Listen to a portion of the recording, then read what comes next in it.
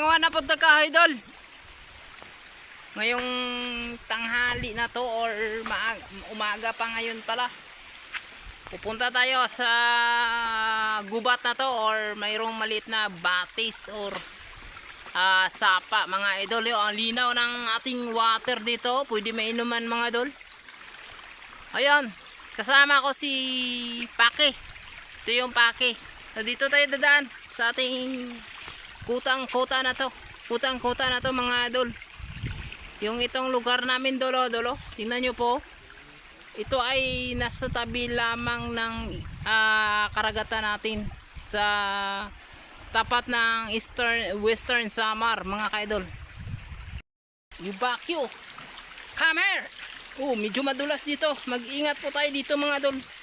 Yung makita natin ng mga dadaanan natin So medyo madulas kasi ito ay mayroong bato or bato yata to, palanas. At natawag nga palanas ang dadaanan dito mga idol. So medyo makita po natin parang bukiran ito mga idol. So challenge na to talaga. So maghanap tayo ng panggatong natin para sa pagsaing mga idol. So watch up sa mga ating mga sulit na mga supporter sa ating videos. Thank you very much. Today is Sunday morning mga idol. So watch up. So makita natin ang mga punong kahoy dito nasa gilid ng sapa na to. So maghanap tayo ng kahoy nga panggatong natin dol. Ayan. So mayroong kunting tubig pala dito ang sapa na to. Mahina pala ang tubig to mga dol. Ayan. Yan. So dala-dala po ako ng jacket dahil tayo mamaya ay magpasa ng kahoy mga dol.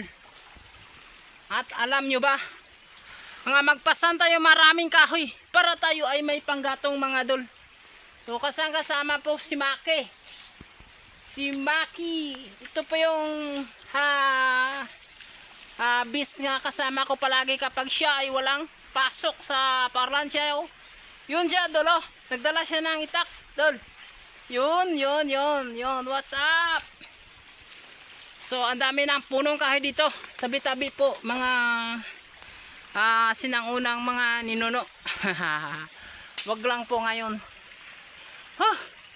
Nakapagod pala umakyat. Si madulas at saka medyo matarik konti mga idol. So nandito pa tayo. Maghanap pa tayo ng panggatong nga kahoy. Iwan ko, mayroon tayo makuha dito kasi ilang bisis na bumalik ako dito mga idol. Makita naman niyo talaga nga lagi ako nagbumalik dito sa videos. So marami palang biatilis dito mga idol. Yung kahoy, pwede na yung mga biatilis, yung maganda magsiga. Wag lang tayong kukuha ng medyo kahoy nga hindi masyadong sumiga kapag igatong ng ating sinaing or lulutuing ibang mga ulam mga dol. So lagi lang tayo nagluto nga ng mga gulay mga dol. Saka iba pa yun, naghahanap ng kasama ko. Yun yung masipag kong anak mga dol. Yung kasama ko palagi mga ngahoy dito. Mangayam ng ating mga kagubatan dito dol. Ayun, nagputol na siya isa dol. So makita po natin, nagputol na siya isa ay para dadalhin na natin pag uwi. Kasi sandi lang ang oras nga parang mangunguha tayo o mag-contribute tayo ng panggatong para sa loob ng isang linggo mga idol. Kapag ito ay hindi tayo nangangahoy o hindi tayo kuha ng kahoy ng sandi, maaring wala tayong panggatong mga idol sa loob ng isang linggo. So ngayon, i-grab natin ang opportunity nga manguha talaga tayong panggatong para sa loob ng isang linggo ay hindi tayo mahihirapan sa pagsasaing mga idol. So nagdala ako ng jacket para pagpasan ko ay hindi masakit sa balikat mga idol, di ba? Okay. Okay, nakakuha na po yung isa ng aking panganay na anak. Lagi nagsasama sa akin sa trabaho at kahit anong mga gawain mga idol. So, shout out dyan sa mga sulit kaya nga follower ko. Kumusta na kayo? Huwag kayong magpaligoy-ligoy, huwag kayong magkataka sa akin sa pagsuporta o pagsunod sa aking mga videos. Thank you very much ha. Supporter kayo talaga. Kayo talaga ang inaasahan ko mga supporter para manonood sa aking videos. So, dito na po tayo. So, marami pala ditong kahoy mga idol. Kala ko wala masyadong kahoy kasi ilang bisis na to ang pinangahuyan ng mga tao. Pero marami palang natira pa mga kahoy, mga punong kahoy dito kahit kinaingin ng mga idol. Ito ay tinatawag nga forestal area kasi ito ay nasa tabi ng dagat kahit dapat hindi ito puputulin ng mga tao dito mga idol kasi danger area or forestal sa mga tinatawag sa mga DNR mga idol. Forestal area ito mga idol.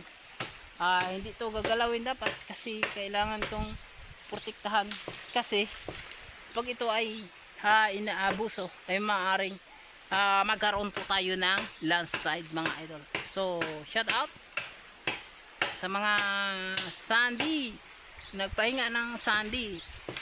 Ako ay nagpahinga ngayon pero mamayang hapon ay makikita nyo po mga idol nga alam nyo, ang sandy ko ay half day lang po ang pagpapahinga at ang pagpahinga ko ay nangangahoy pa, nanguha pa ng panggatong para ipagsaing ng buong linggo mga idol.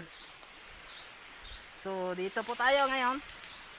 So mamayang hapon or 1 o'clock o 2 o'clock go na tayo sa farm natin. Doon sa farm kasi marami pa kami mga gagawin doon, mag-spray pa kami.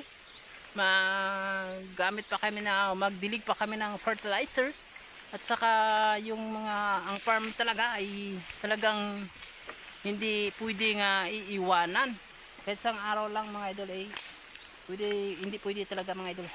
Diyan lang lagay, yan lang, yan dol. Thank you very much kasi magadiring na kami ng kahoy yung mga anak ko, marami ng kahoy kinukuha yun dol. Marami pa sa baba mga idol, mga kahoy dun. So huwag tayong magsayang ng mga oras, mga panahon ay mamaya ay alis na tayo. Pag makuha tayo maraming kahoy ay pwede na tayong uwi kasi mayroon pa tayong gagawin. So thank you very much and God bless you. Panood po kayo sa aking upload mamaya. Abangan nyo po mga idol.